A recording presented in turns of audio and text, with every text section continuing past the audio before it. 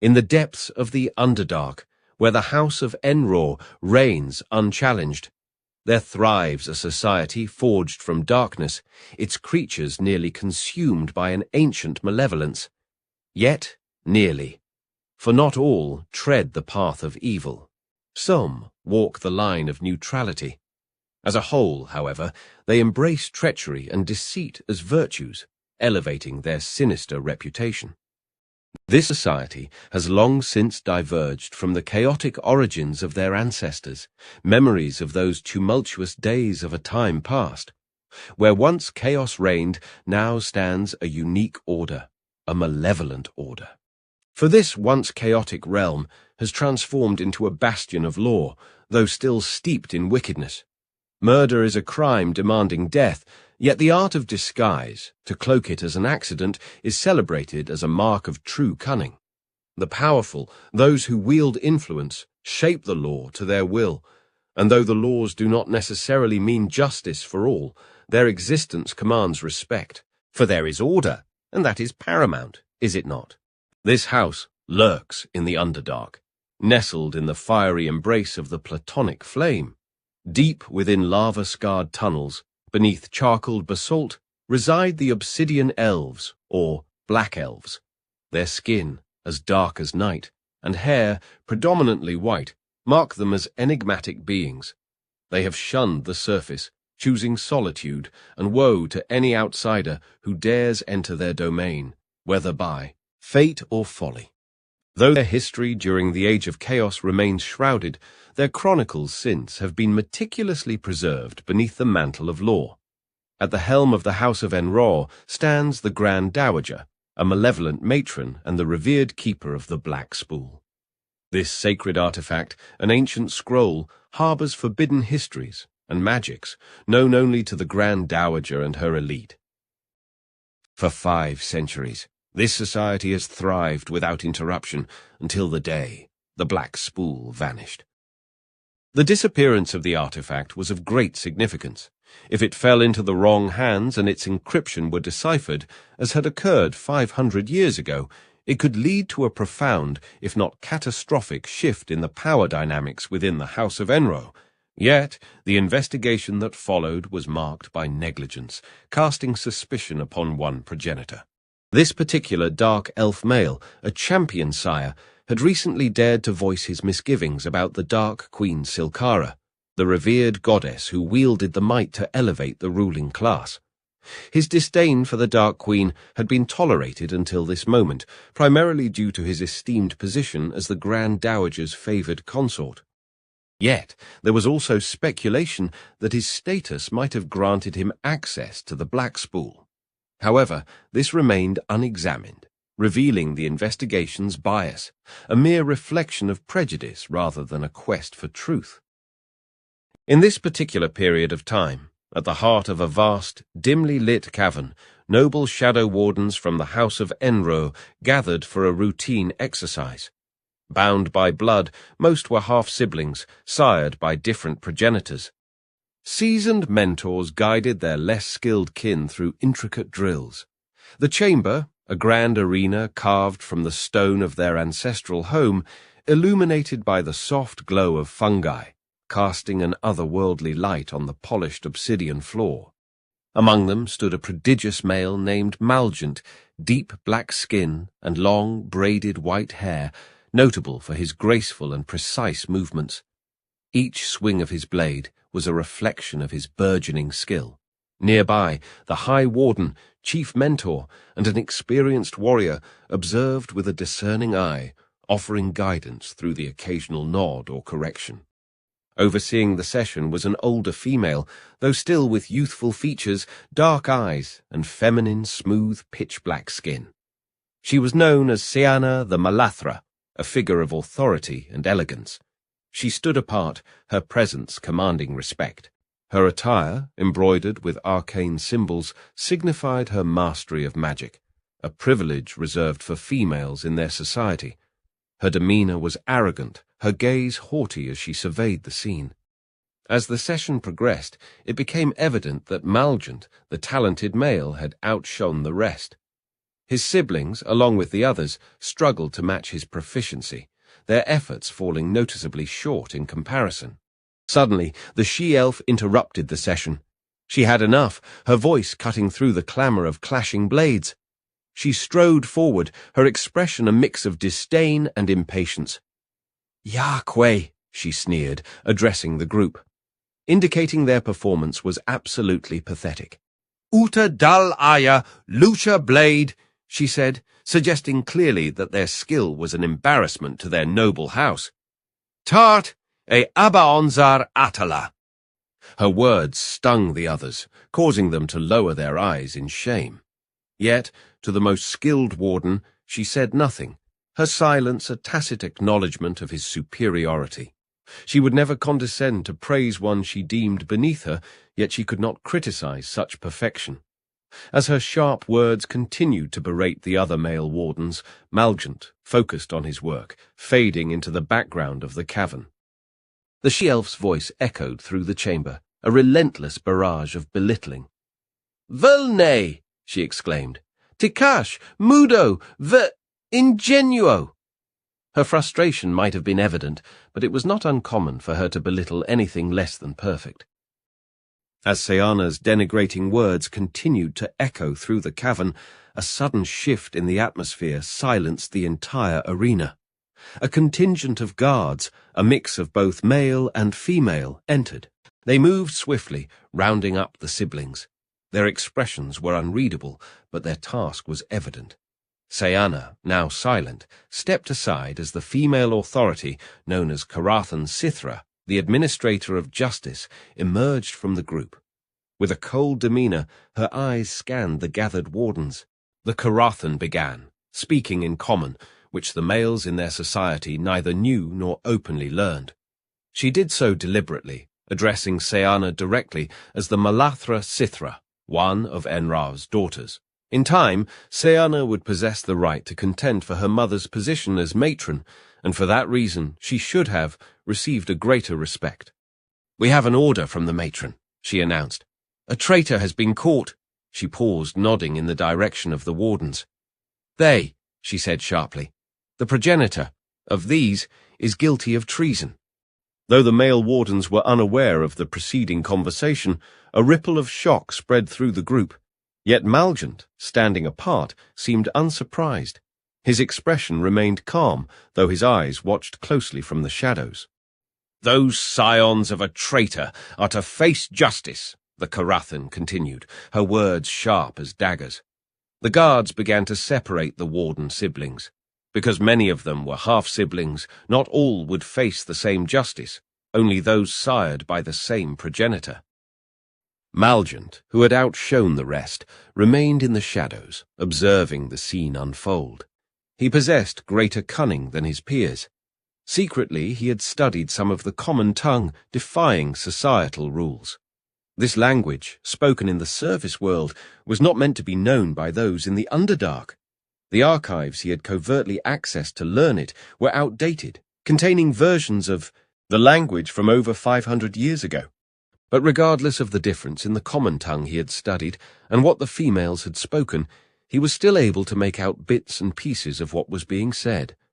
He had wisely chosen to stay back. The shadows in the cavern clung to every surface as a grim silence fell over the gathered wardens. The slight rumble from the far-off lava flow could be heard in the distance. An eerie glow on the polished obsidian floor cast off from the cavern walls. Bioluminescent fungi, just enough light, revealing the somber faces of those assembled.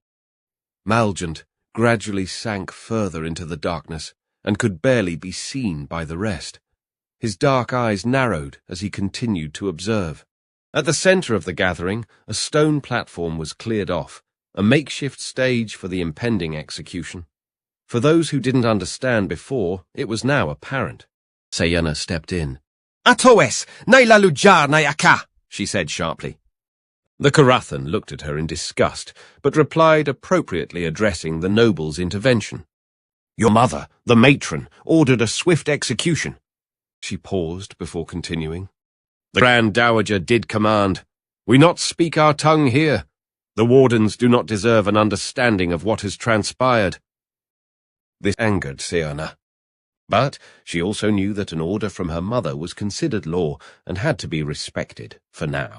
The onlookers, a mix of high-ranking officials and guards, formed a wide circle around the cleared platform, their eyes fixed where one of the progenitor's offspring was brought forth. A figure emerged, an imposing stature, clad in dark, intricately woven armor. His face obscured by a helm with angular, menacing features, leaving only his cold, calculating eyes visible. In his hand, a blade, a weapon as much a symbol of authority as a tool of death. It was long and slightly curved, forged from enchanted metal that shimmered with an ominous dark sheen. Runes, etched along its length, pulsed faintly with malevolent energy. The warden, now acutely aware of the peril looming before him, widened his eyes, beholding the grim certainty of the moment. Powerless against the tides of fate, he clung fiercely to the last vestiges of his dignity. Embracing the inevitable, he stood resolute, his gaze cast downward, where shadows mingled with the only true form of hope he'd ever have: despair.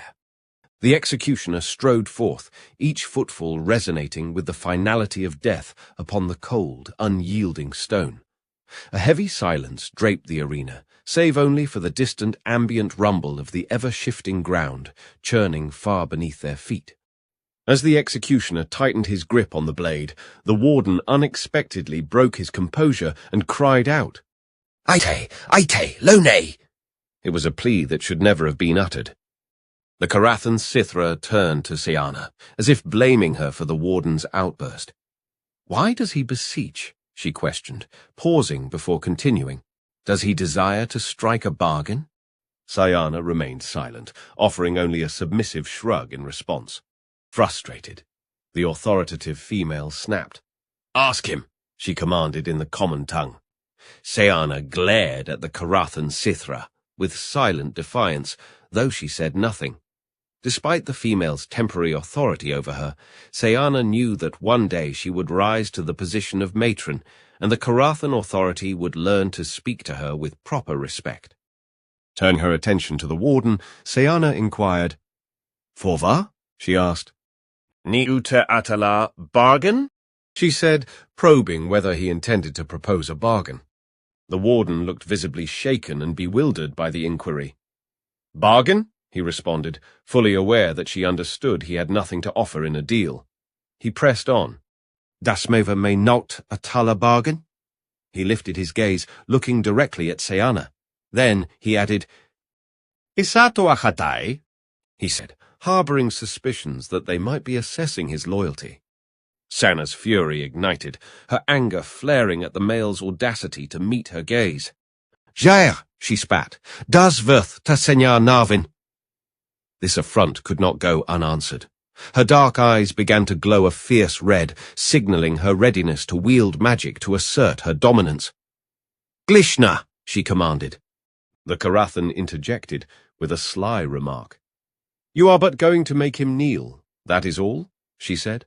Ignoring the female authority, Seana watched as the warden obediently averted his eyes and knelt before her. "Roth Tunka, habita Narvin," she continued, addressing him with authority. The Carathan interrupted. "It is late for that, Seana. Your mother, forasmuch knows you are frail. That, my dear, is why I wield dominion over you. An apology shall not suffice, not for this one, a scion of a traitor." With a glance at the male executioner, she commanded, "Sketh!" The surrounding guards seized the warden, forcing his head against the cold stone. Seana shouted a final command, "Mlato aibai, multa!" But the Carathan dismissed her, signaling for the execution to proceed. The executioner raised his blade, its edge glinting in the dim light, casting reflections across the cavern walls. The dark metal resonated, foreshadowing the warden's immediate fate. In a swift, fluid motion, the executioner brought the blade down, the warden's head severed from his body, thudding against the ground. The chilling finality echoed through the cavern. The Carathan surveyed the scene with a cold, calculating gaze. "Spika la donga," she spat out, commanding the guards to clean up the mess, her voice devoid of any compassion. Turning to Seana, she demanded, "Where are the others?" Seana's eyes flickered toward the shadows, catching a glimpse of Malgent, her half-brother whose skill with the blade had outshone the rest. Cloaked in darkness, he was a phantom among stone and gloom. Their eyes met, and he slowly shook his head. It would be a shame to waste the life of such a talented swordsman. Though she should have betrayed his position, she held her tongue, opting instead to deflect the inquiry. Her thoughts returned to the warden, recalling the audacity with which he had met her gaze. "He dared to challenge me, Thalindra," Seana declared, using the Carathan's first name as a deliberate provocation.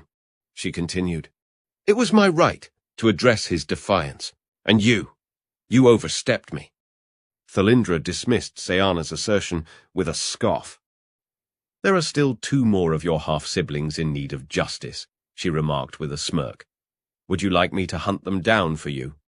Seana felt the urge to retort, but allowing Thalindra to take charge of this responsibility would be disgraceful. She couldn't stop Thalindra from trying to claim the glory. For that reason, she would need to find her half-siblings first and ensure they received the justice they deserved. "I will deal with the other 2 siblings personally," Seana asserted, her authority firm. "They are my half-brothers. It is my duty to bring them to justice." The Carathan raised an eyebrow, pressing for more details. "You still have 2 half-brothers at large, Seana," she said. Thalindra's eyes narrowed, sharp and scrutinizing. She pursed her lips tightly before proceeding. "For the record, then, for justice, I'll need you to state their names." Seana hesitated, wondering if the Carathan doubted her capability to fulfill her duty to Enrăw. Could she possibly believe that the bloodline of traitors held more significance than the honor of the noble house of Enrăw? It wasn't the shared matron's lineage that was at issue. Her half-siblings were tainted by the blood of their progenitor. Thus, she had no choice but to act. With this in mind, she proceeded.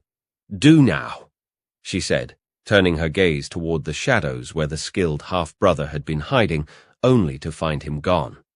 A flicker of realization crossed her mind, and she continued. "And Malgent." With that, Seana was tasked with a grim mission, to hunt down her 2 remaining half-brothers and bring them to whatever facade of justice this twisted society demanded. Alive or dead, they would face the consequences of their progenitor's treason, and she would be the one to deliver it. Shortly after, Malgent burst into his chamber, the heavy iron door swinging wide as he rushed inside. Shadows danced across the stone walls, illuminated by an eerie glow from a crystal that cast light over the cluttered room. The air was filled with the scent of damp earth, mingling with the faint remnants of smouldering candles. In his hurry, he stumbled over a low stone platform draped in dark silks, barely catching himself on a table strewn with scrolls and vials. He swept everything aside, but the item he sought was nowhere to be found. His eyes scanned the room desperately in search of the key that would unlock the chest. Without delay, Malgent began rifling through his belongings, flinging items aside with reckless abandon. Scrolls unfurled and vials clattered to the ground as he hunted for the small, ornate key. The chest, fortified with iron and etched with protective glyphs, stood ominously in the corner. Every discarded item added to his frustration until, finally, his fingers touched the cool metal of the key hidden beneath a tangle of parchment. With a surge of relief, he grabbed it and rushed to the chest, inserting the key and turning it with a satisfying click. As the lid creaked open, Malgent regained his composure. Within lay a leather case, its surface worn but intact, holding the very item he sought. He lifted the case, opened it, and scanned the contents to confirm its significance.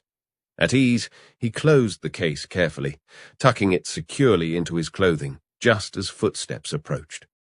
His brother Dunyaw appeared at the threshold, concern etched across his features. "Antagon," Dunyaw said, using the word for brother. He continued, "Niaya art, de una," emphasizing their dire situation. Malgant frowned, knowing that Dunyav's declaration of their impending doom wouldn't help their escape. Dunyav pressed on. Veldrid mato, herenominiaya. Malgant scoffed in response, replying, Mein te. He was already aware that their brother Veldrid had been slain, having witnessed it himself. Now their focus had to shift to escaping. Despite their usual sibling rivalry, it was in his best interest to team up with Dunyav to accomplish this. Convincing him shouldn't be difficult, given their shared predicament. Sone ume, Malgant said, suggesting an alliance. Dunyav eyed him with suspicion, then asked, Fon fodawa niayaba. The question of where they would go was valid, but it seemed their discussion had to happen now, given the limited time. Malgant hesitated. Something about the question felt off. Sensing the unease, Dunyav drew a dagger, putting himself between his brother and the only way out. Malgant narrowed his eyes, trying to decipher his brother's intentions. Just then, their half-sister Sayana entered the room, accompanied by 2 sentinel guards. She repeated Dunyav's question in the common tongue, her voice dripping with a sly undertone. Answer the question. Malgente, she said, letting his name linger ominously on her lips. Where do you plan to go? Malgant stayed silent, his eyes flickering between his brother and sister. Was this treachery, an alliance forming against him? The question lingered. Who was the betrayer, his brother or his sister? Surely it was Dunyav. They shared the same father, and by that logic, should share the same fate. Yet somehow, Dunyav had aligned himself with their half-sister. Malgant pondered what he might be gaining from this alliance. He feigned ignorance of the common tongue until Sayana confronted him. Do you think I know not? She challenged. I espied you in the cavern, learning the language of the surface dwellers. She paused, allowing the moment to linger. She added, You should be more aware of your surroundings, brother. Malgant remained silent, shaking his head as if he truly did not comprehend. Sayana pressed on. Fear not to speak. It is only us here. The others here do not comprehend the common tongue. Her gaze shifted from their other half-brother back to Malgant. Our brother Dunyav is a fool.